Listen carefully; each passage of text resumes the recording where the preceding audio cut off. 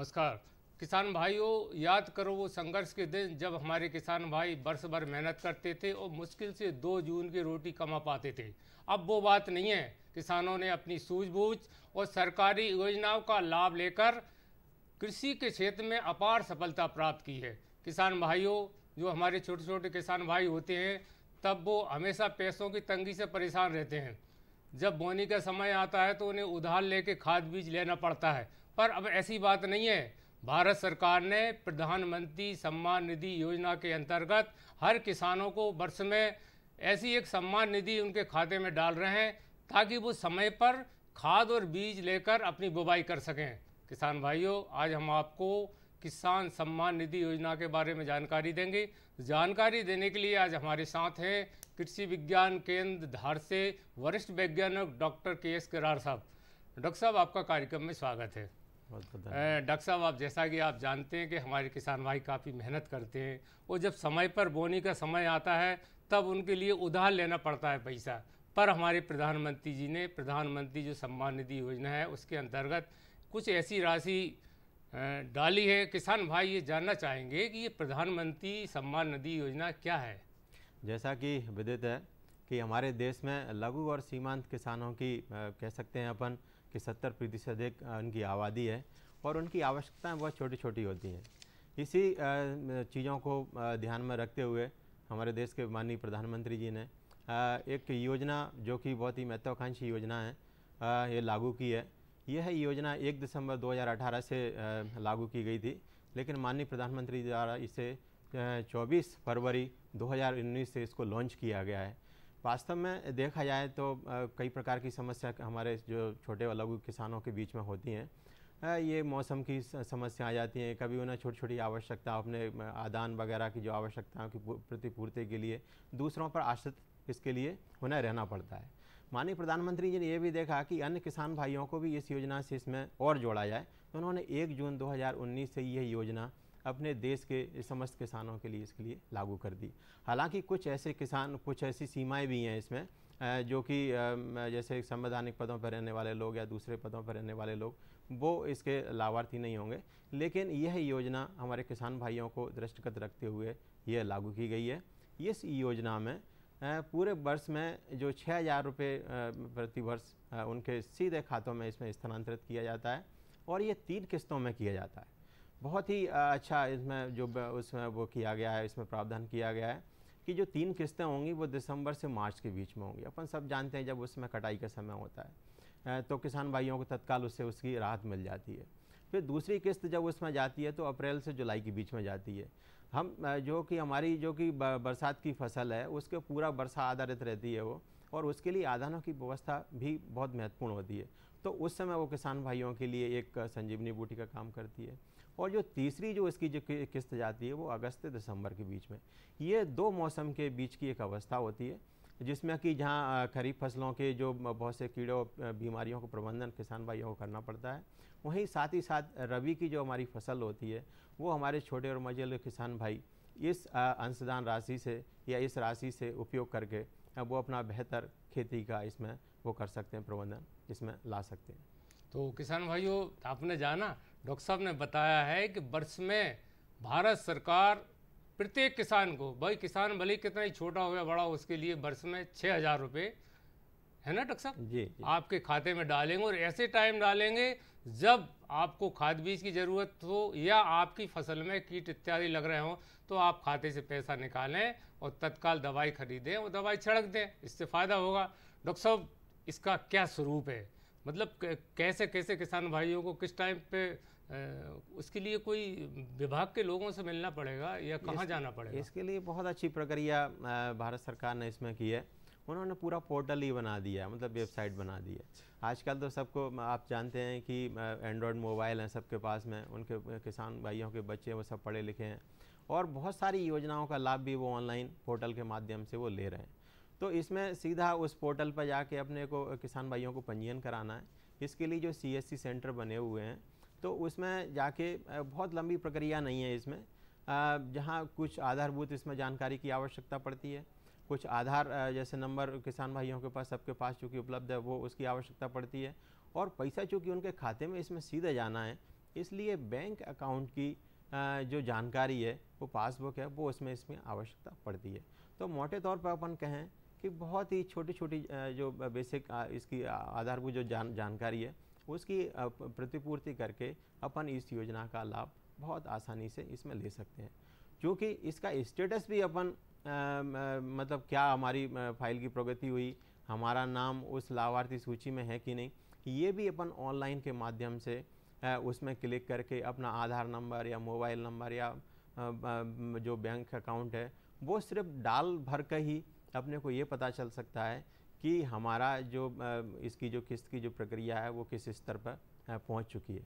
तो बहुत ही आसान प्रक्रिया भारत सरकार द्वारा इसमें बनाई गई है और मुझे लगता है कि हमारे जो छोटे छोटे किसान भाई हैं वो भी इसका बड़ी आसानी से लाभ ले सकते हैं।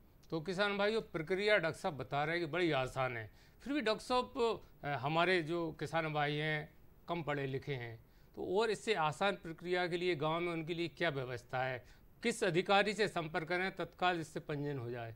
इसमें जो कृषि विस्तार अधिकारी हैं, प्रसार कार्यकर्ता जो अधिकारी हैं, वो गांव के स्तर पर भी इसमें उपलब्ध हैं।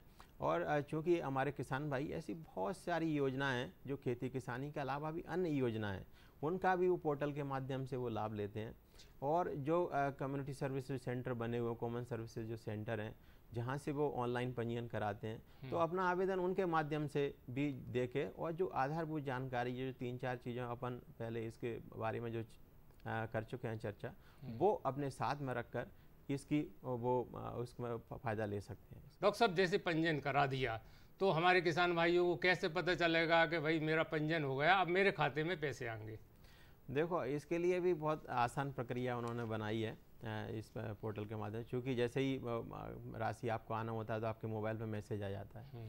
सबके पंजीकृत इसमें मोबाइल है, मोबाइल चूँकि आधार कार्ड से इसमें लिंक भी किया गया है, तो जैसे ही अपन आधार नंबर उसमें डालते हैं पोर्टल पर जाके कि 3 चीज़ों में से अपन कोई भी एक चीज़ ऐसी फीड कर देते हैं, तो उसमें से आपको स्टेटस का पता चल जाएगा।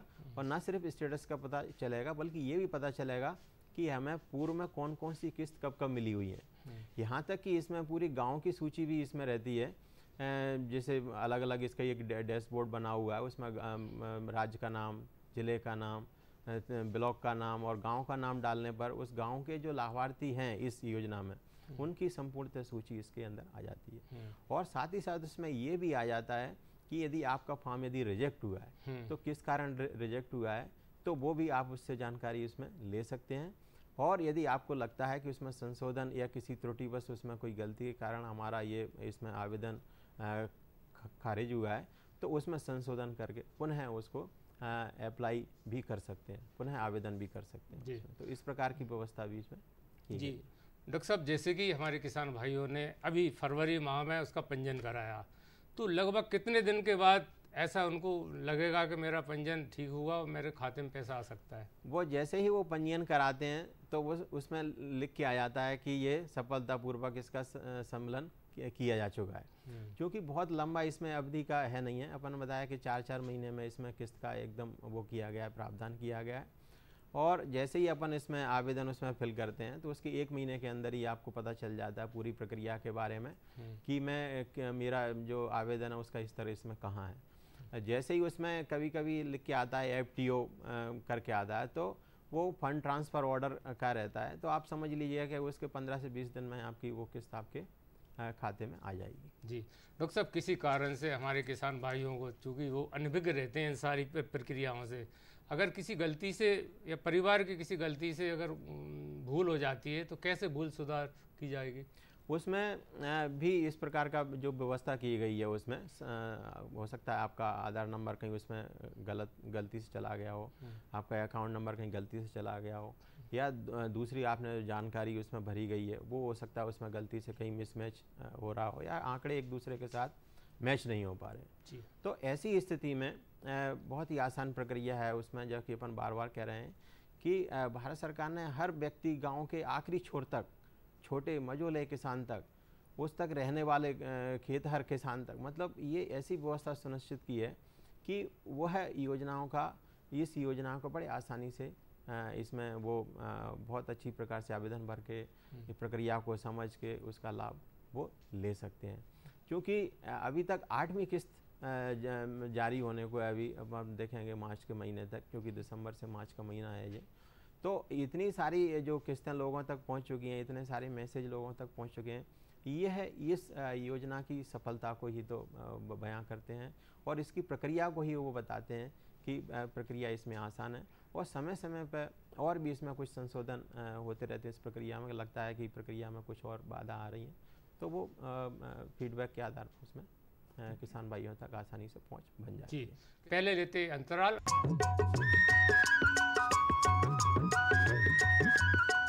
अरे भाई, सुना नहीं क्या? केसीसी ने किसानों का जिंदगी बदल दिया है। देश के छोटे किसान 1,60,000 रुपये तक का कर्ज बिना किसी गारंटी को ले पाएंगे। ब्याज खोरों से भी पीछा छूटा। मैं तो जैविक खेती का पूरा सामान मंगा लिया। केसीसी का भी कोई दबाव नहीं है। ब्याज चुकाने के लिए पूरा 1 साल मिलता है। समय पर भुगतान करने पर केवल 4% के सालाना ब्याज पे लोन मिल गया मुझे। अपना आधार कार्ड, लेटेस्ट फोटो और जमीन के कागजात लेके अप्लाई करो बस। और नामांकन भरने के लिए जेब भी ढीली नहीं करनी पड़ी।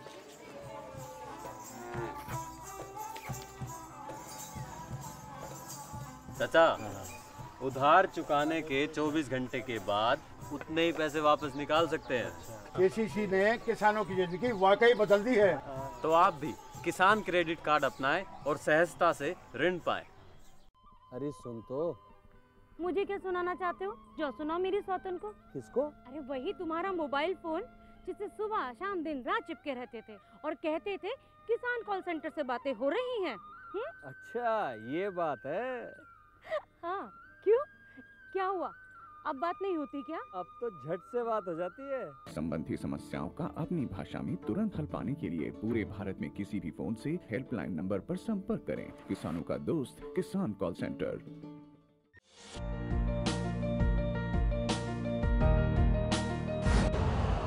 यूरिया का स्वदेशी उत्पादन 70 लाख टन बढ़ाने के लिए 6 उर्वरक संयंत्रों का उद्धार किया जा रहा है।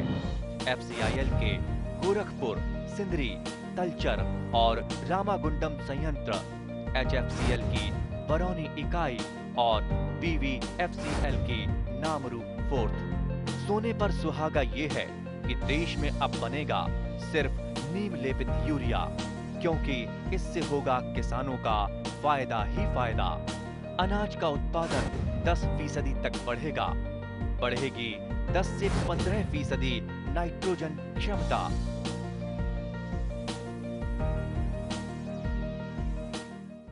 डॉक्टर साहब, आप हमें ये बताएं कि अगर एकड़ और बीघा की बात करें, डेसिमल की करें, तो कम से कम कितने डेसिमल एकड़ वालों को इससे लाभ मिल सकता है और अधिकतम कितने बड़े किसान को मिल सकता है? देखो, प्रारंभ में जब ये माननीय प्रधानमंत्री जी ने जो किसान सम्मान निधि योजना जो लागू की गई थी, उस समय चूँकि 2 हेक्टेयर तक के किसानों को ही इसमें व्यवस्था की गई थी और वो ऐसी ज़मीन बहुत सूक्ष्म ना हो जिस पर खेती हो रही हो, उसमें खेती हो रही हो, किसान भाई उसमें फसल उगा रहे हो, तो ऐसी भूमि इसके लिए योग्य मानी गई है। लेकिन बाद में ये 1 जून 2019 को ये संपूर्ण किसानों के लिए इसको लागू कर दी। लेकिन शर्त ये है कि वो किसान आयकरदाता ना हो और दूसरे कोई लाभ के पद पर ना हो, जैसे कोई संवैधानिक लाभ के पद पर ना हो, कोई विधानसभा के कोई मेंबर्स ना हो, किसी शासकीय या अर्धशासकीय सेवा में वो सेवारत ना हो। तो ऐसे किसान भाई, चूँकि वो तो खुद ही उसमें वो हैं, सक्षम हैं, तो माननीय प्रधानमंत्री ने तो बार बार आह्वान किया जो गैस सब्सिडी है कि जो भाई समृद्ध लोग हैं, सक्षम लोग हैं, वो उसको ना लें, और जो वंचित हैं या जो दूर तक से दूर तक हैं जिन्हें इसकी आवश्यकता है, वो इस राशि का उपयोग करके अपनी खेती को बेहतर बना सकते हैं। क्योंकि ये बहुत यक्ष प्रश्न था कि लगता है कि ये 2,000 रुपये उसके छोटे और लघु सीमांत मझोले किसान के लिए कैसे उपयुक्त होगी। जब किसान भाई क्या अपना स्वयं का यदि उन्होंने बीज यदि रखा भी है और जैसे बीज लगाते हैं वो कीट व्याधि का यदि तत्काल प्रकोप होता है, तो ऐसे में वो तत्काल वो उन्हें उधारी पे या दूसरे कार्यों से उन्हें वो बाज़ार से लेके आना पड़ती है। कभी कभी ये होता है कि विलम्ब भी बहुत हो जाता है जी। और ऐसी स्थितियों में जब विलम्ब होता है तो उनकी फसल को काफ़ी नुकसान हो जाता है जी। चाहे तो वो घास वाली जो चीज़ें हैं उसको करने वाली प्रबंधन या कीड़े और बीमारी वाली हैं, या जो मजदूर वो कभी कभी खेत में उन्हें लगाने की आवश्यकता भी यदि पड़ती है तो उसका जो भुगतान होता है वो नगद ही उन्हें करना होता है। तो ऐसे में ये राशि बहुत महत्वपूर्ण है, और चूँकि 3 बार ये किस्त के रूप में ये दी जा रही है समान किस्तों में, इससे ही महत्वपूर्ण है। चूँकि कृषि विज्ञान केंद्र इस दिशा में जो देश भर में कृषि विज्ञान केंद्र हैं, बहुत सारा जो विस्तार पूरा सिस्टम है, तो ये जागरूकता कार्यक्रम भी किसान भाइयों के बीच में ले जा रहे हैं। जैसा कि आपका प्रश्न था कि भाई जो दूर तक किसान भाई बैठे हुए हैं वो इस चीज़ के बारे में कैसे इसको लाभ ले पाएंगे। तो ये जितने भी जो सिस्टम है हमारा, चाहे जिले का स्तर का सिस्टम हो, तहसील का हो, विकास खंड का हो, गांव स्तर का हो, ये जागरूकता भी किसान भाइयों के बीच में लाई जा रही है कि इस योजना को अपन इस तरह से इसका लाभ ले सकते हैं। और साथ ही साथ यह भी उसमें जोड़ के किया जा रहा है कि भाई अपन खेती की लागत को कैसे कम करें, मतलब शून्य आधारित खेती अपन कैसे, जीरो बजट कैसे खेती अपन करें, कैसे सही चीज़ों का अपन इस्तेमाल करें कि हमारा जो छोटी से छोटी राशि है वो हम बेहतर तरीके से खेती में इस्तेमाल करते हुए स्वयं के संसाधन विकसित करते हुए अपनी खेती को लाभकारी बना सकते हैं। और जैसे कि माननीय प्रधानमंत्री जी का ये सपना है, उनका जो विजन है कि हमारे किसान भाइयों की जो आमदनी है वो 2022 तक वो दुगनी करने का जो लक्ष्य रखा गया है, इसके लिए यह योजना प्रधानमंत्री जो किसान सम्मान निधि योजना है बहुत महत्वपूर्ण है, किसान मानधन योजना बहुत महत्वपूर्ण है। ऐसी बहुत सी 7 सूत्री कार्यक्रम उन्होंने लागू किए हैं, वो भी बहुत महत्वपूर्ण है। और साथ साथ जो आत्मनिर्भरपन भारत, आत्मनिर्भर मध्य प्रदेश, आत्मनिर्भर जिला, आत्मनिर्भर किसान, ये जो बातें हैं, ये सारे जो सिस्टम की व्यवस्थाओं की, जैसा कि आपने अभी देखा कि कोविड के बाद में जो परिस्थितियाँ बदली तो हमारे किसान भाई उसमें आत्मनिर्भर बन रहे हैं। और ये राशि का जो किसान सम्मान निधि राशि है, इससे भी अपने वो स्वयं के संसाधन विकसित कर रहे हैं। हमने ऐसा भी देखा है किसान भाइयों के बीच में जाके कि वो अब स्वयं का वो खाद बनाने लग गए, स्वयं का बीज बनाने लग गए वो, और स्वयं के ही जो पौध संरक्षण उपाय हैं फसलों के लिए, वो भी अब उस छोटी राशि को बढ़ा के उन्होंने अपने स्वयं के संसाधन विकसित कर लिए। तो ये इसका परफेक्ट पूरे अपन पूरे सिस्टम के ऊपर यदि देखें, पूरे एग्रीकल्चर के यदि अपन ऊपर देखें, तो जहां हमारी 75% से छोटे मझोले किसान भाई हैं जिन्हें इस राशि की बड़ी उम्मीद थी और वो खेती किसानी में 3 मौसम में उसका इस्तेमाल करके वो उसका उपयोग कर रहे हैं। और मुझे आशा ही नहीं बल्कि पूर्ण विश्वास है कि जो किसान भाइयों की आमदनी का जो दोगुना करने का जो संकल्प है वो ये किसान सम्मान निधि और दूसरी जो योजना है केंद्र प्रवर्तित, उनसे वो पूरा होगा। किसान भाइयों, डॉक्टर साहब ने एक बहुत महत्वपूर्ण बात बताई है। किसान भाइयों, हमारे देश और प्रदेश में छोटे और मझोले किसानों की संख्या व्यापक है। हालांकि बड़े किसान काफ़ी संपन्न हैं, तो संपन्न किसानों को तो वैसे भी ज़रूरत नहीं है, वो तो अपने से छोटे किसानों को सहयोग कर सकते हैं। पर छोटा किसान, चाहे उसकी कितनी ज़मीन हो, वो इस योजना का लाभ ले सकता है और किसी प्रकार छूट नहीं सकता है। डॉक्टर साहब, आपने हमारे किसान भाइयों को बहुत महत्वपूर्ण जानकारी उपलब्ध कराई है और निश्चित तौर से आगे भी आप अपने प्रदेश के, देश के किसानों को ऐसी जानकारी देते रहेंगे। किसान भाइयों, अभी आपने देखा और समझा कि हमारी भारत सरकार हमारे किसानों के लिए, खास तौर से छोटे और मझोले किसानों के लिए किसान सम्मान निधि योजना जैसी अनेक योजना चला रही हैं। ज़रूरत इस बात की आप इस योजना का लाभ लें। फिर मिलेंगे ऐसी एक नई जानकारी के साथ, तब तक के लिए नमस्कार।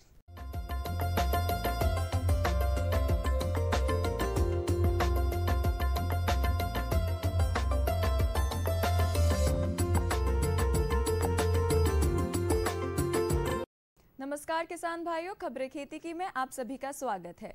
आइए नजर डालते हैं आज की मुख्य खबरों पर। CGIAR केंद्रों की वार्षिक समीक्षा बैठक, स्ट्रॉबेरी की खेती में नवाचार, ड्रिप एवं मल्चिंग पद्धति से अधिक उत्पादन, राष्ट्रीय बागवानी मेला का 2021 का सीधा प्रसारण।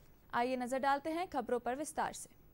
CGIAR केंद्रों की वार्षिक समीक्षा बैठक, डॉक्टर त्रिलोचन महापात्र, सचिव कृषि अनुसंधान एवं शिक्षा विभाग एवं महानिदेशक ने आभासी बैठक की अध्यक्षता की, जिसमें कैलेंडर वर्ष 2020 के लिए भाकरी अनूप CGIAR सहयोगात्मक अनुमोदित कार्य योजनाओं के तहत CG केंद्रों की कृषि अनुसंधान एवं विकास गतिविधियों की प्रगति की समीक्षा की गई। अब तक भाकरी अनूप ने फसलों, पशुधन, मत्स्य पालन, नीति, भूमि और जल प्रबंधन, कृषि, जैव विविधता आदि के क्षेत्रों में 12 सीजी केंद्रों के साथ मजबूत कार्य संबंध विकसित किए हैं। CGIAR प्रणाली ने विश्व के विभिन्न भागों में विभिन्न फसलों की आनुवंशिक सामग्री की आपूर्ति में महत्वपूर्ण योगदान दिया है, जिसका उपयोग नई और उन्नत किस्मों के प्रजनन के लिए किया गया है। बैठक में सभी CGIAR केंद्रों ने अपनी गतिविधियों और उसकी प्रगति का ब्यौरा प्रस्तुत किया। आकांक्षाओं को पूरा करने तथा कृषि अनुसंधान एवं विकास को आगे ले जाने के लिए भविष्य की गतिविधियों और कार्य मॉड्यूल पर विशेष जोर दिया गया। बैठक के दौरान विचार विमर्श CGIAR केंद्र के साथ संबंधों को और मजबूत करेगा, साथ ही कृषि हितधारकों की जरूरतों को भी पूरा करेगा। मऊगंज ब्लॉक के रकरी गांव के प्रगतिशील कृषक धर्मजय सिंह ने पिछले 7 वर्षों से कृषि विज्ञान केंद्र रीवा के वैज्ञानिकों के मार्गदर्शन में आधुनिक तकनीक का समावेश कर गुलाब की खेती पॉली हाउस में, आलू की खेती बड़े क्षेत्र में कर कीर्तिमान स्थापित किया। ये जवार की खेती 50 एकड़ में और प्याज की पौधशाला में बुवाई कर चुके हैं। रीवा के वैज्ञानिकों के सहयोग से एक फल स्ट्रॉबेरी की खेती में नवाचार किए, जो रीवा के लिए नया और प्रदेश के किसानों के लिए मील का पत्थर साबित होगा। स्ट्रॉबेरी की खेती इस वर्ष 2 एकड़ क्षेत्र में की है, जिसमें फल निकालना भी शुरू हो गया है। केंद्र के प्रमुख डॉक्टर AK पांडे, उद्यानिक वैज्ञानिक डॉक्टर राजेश सिंह एवं पौध संरक्षण वैज्ञानिक डॉक्टर अखिलेश कुमार ने स्ट्रॉबेरी खेत का निरीक्षण किया और प्रगतिशील किसान का मार्गदर्शन भी किया। ड्रिप एवं मल्चिंग पद्धति से अधिक उत्पादन। कृषि विभाग एवं कृषि वैज्ञानिकों के मार्गदर्शन के नई कृषि पद्धतियों का उपयोग कर होशंगाबाद जिले के कृषक ज्यादा से ज्यादा उत्पादन प्राप्त कर रहे हैं। ऐसे ही कृषक हैं जिले के विकास खंड सिवनी मालवा के ग्राम बगवाड़ा निवासी मुकेश राजपूत, जिनके द्वारा नवाचार कर मल्चिंग पद्धति से 5 से 1 फीट की दूरी पर पौधे लगाए गए। साथ ही ड्रिप पद्धति का उपयोग करते हुए अवतार एवं नवजेत किस्म के 10,000 मिर्च के पौधों का रोपण 1 एकड़ भूमि में किया गया। कृषक मुकेश राजपूत द्वारा बताया गया कि उन्हें पौधरोपण, ड्रिप खाद, दवाई व मल्चिंग में लगभग 1,50,000 रुपए की लागत आई है। उन्होंने बताया कि वर्तमान में उन्हें 75 दिन की फसल की स्थिति को देखते हुए 1 एकड़ में लगभग 100 से 150 क्विंटल हरी मिर्च का उत्पादन प्राप्त होगा, जिससे लगभग 2 लाख रुपए से अधिक का शुद्ध लाभ होने की संभावना है। राष्ट्रीय बागवानी मेला 2021 का सीधा प्रसारण। कृषि विज्ञान केंद्र रायसेन द्वारा उद्यानिकी सेमिनार का आयोजन किया गया। उद्यानिकी सेमिनार में कृषकों को भारतीय कृषि अनुसंधान परिषद, भारतीय बागवानी संस्थान बेंगलुरु में आयोजित नेशनल हॉर्टिकल्चर फेयर 2021 का सीधा प्रसारण दिखाया गया। इस कार्यक्रम का उद्देश्य बागवानी startup and stand up India अंतर्गत कृषकों को बागवानी फसलों की खेती के लिए प्रेरित करता है। सेमिनार में कृषकों को आम, अमरूद, पपीता, केला, कटहल, नींबू, आंवला, टमाटर, मिर्च, भिंडी, आलू, मटर, गेंदा, गुलाब आदि फसलों की जानकारी दी गई। उप संचालक कृषि NP सुमन ने कहा कि जिले में कृषकों को रबी व खरीफ फसलों के साथ साथ उद्यानिकी फसलों, सब्जी व फल की खेती करके अतिरिक्त आमदनी कर सकते हैं, साथ ही विभागीय योजनाओं से जुड़कर लाभान्वित हों।